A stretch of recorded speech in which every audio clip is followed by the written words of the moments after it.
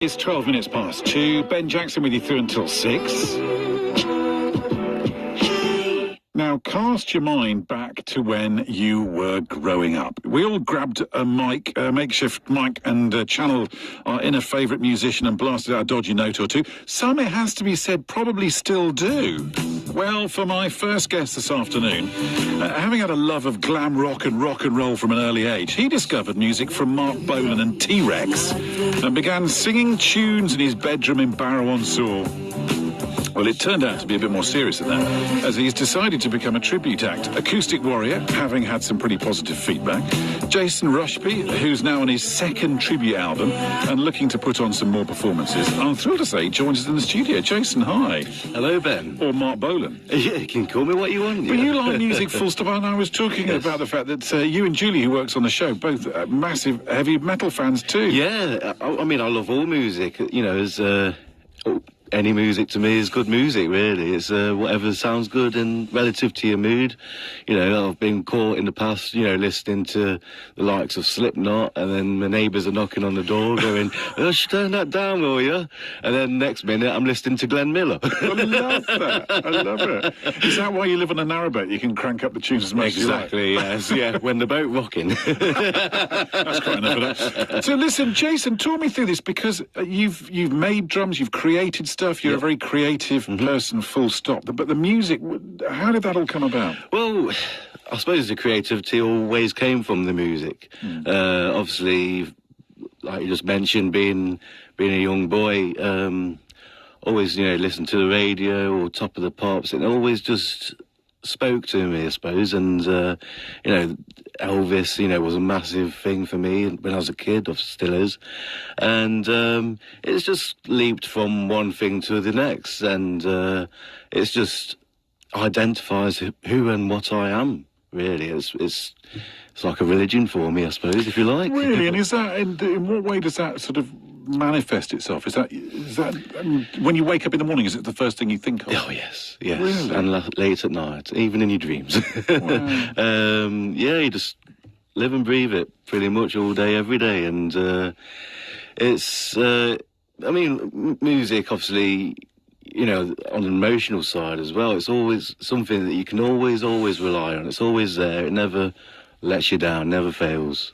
Look, lots of people love music. I love music. Yeah. Lots of people listening now will think, well, I love music too, but there's a difference, isn't there? Because you know, I stick Spotify on or whatever it might be. When I get home, stick the music on, and that's lovely. It's different for you. It is different for you, though, isn't it? It is. I mean, I've got an addictive personality, I think. You know, when I like something, I have to get really involved, get really down to it. And I think that's come from, again, being that kid, listening to all this great music, and then it just, like I say, it just leapt from one thing to another, and it's like, well, I've had this, but now I want more. Now I want to be it, I suppose. Now I want to learn the chords, I want to learn, you know, the sings, and, you know, and I've done drums as well, and bass and all that, and I just wanted to know absolutely everything, and even, you know, going back to Marc Bolan, I wanted to know everything about him, and I'm still learning things, you know, years after he obviously died in 1977, and, you know, it's... Why Marc Bolan, though? I mean, you know, you make the point that you love all kind of music, Glenn Miller to Slipknot and everything in between, and I mean, they're polar opposites. So why him? That's a very good question. I've never been asked that, actually, and I don't know. I think it just spoke to me, and I think just the way he sounded was very unique. You know, going to the Tyrannosaurus Rex days and obviously the T.rex, it just sounded completely different to what everyone else was doing up until the present day. And obviously the way he looked was just magnificent. It was just, wow, you know, it was incredible. And it just spoke out to me, and it just got me really curious. And still, to this day, you know, I've been a fan since I was a kid. I'm still curious. I'm still, you know, hungry for more. You know, what's it like performing those tracks? I mean, some of them we don't. You know, often enough, my producer and I were talking about it. We were just sort of naming T.rex, Marc Bolan hits. They're the ones a lot of people would recognise. Yes. But clearly, he produced a lot of other stuff. What What's it like when you're performing one of those tracks? It's a great sense of achievement and still achieving. And for me, I think a big part of what I do and why I do it really as well is that I think Marc Bolan is actually quite heavily underrated.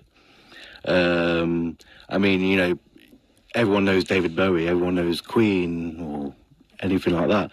But you say T.rex, Marc Bolan, and they're like, I've never heard of it. But you have. You've heard the songs. I'll put a song on for you. Oh, yeah, I know that song, but just didn't know who it was by. So I think from my point is to basically promote the music, promote Marc Bolan, promote T.rex, and get it out there and get it on.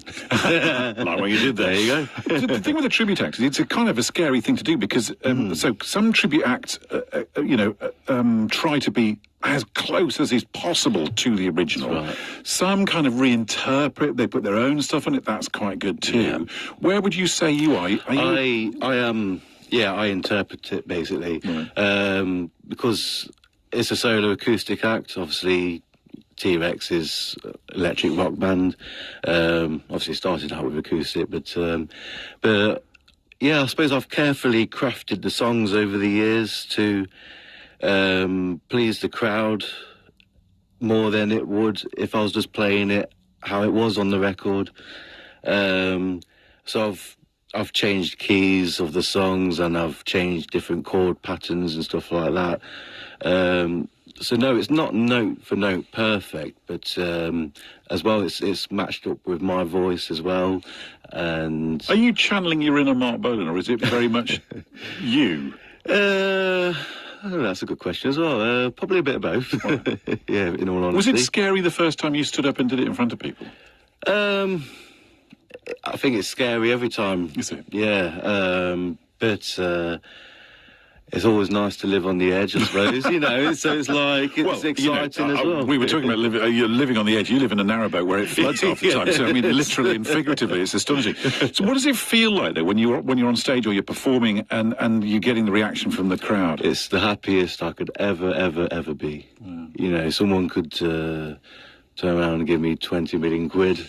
No, I'd rather be on that stage. I'd rather be doing that. It's a sense of purpose for me personally. How busy are you with it? I'd like to be busier, and I'm working on that.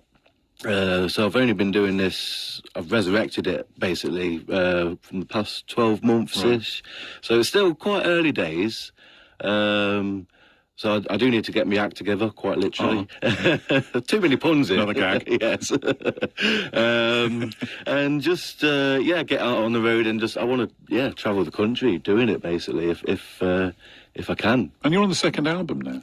I'm working on the second album, yes. So, Solid Gold Acoustic Action. And is that all Bolan, or is that a mixture of stuff? It's mostly Bolan. Yeah. There are a few covers on there, a bit of 50s rock and roll, Eddie Cochran, stuff like that, which were songs that T.rex did cover themselves as well. So it's still got a T.rex relation there. So I think it's a real joy talking to you. I love how utterly passionate you are about it. And how, in a sense, your kind of musical journey from being involved in drum making, manufacture, all that kind of stuff, to what you're doing now. Do you have a full-time job doing other things, or is the music all of it? Music's all of it. Wow. Yeah, that's literally all I do. It's where my motivation lies, basically, at the end of the day.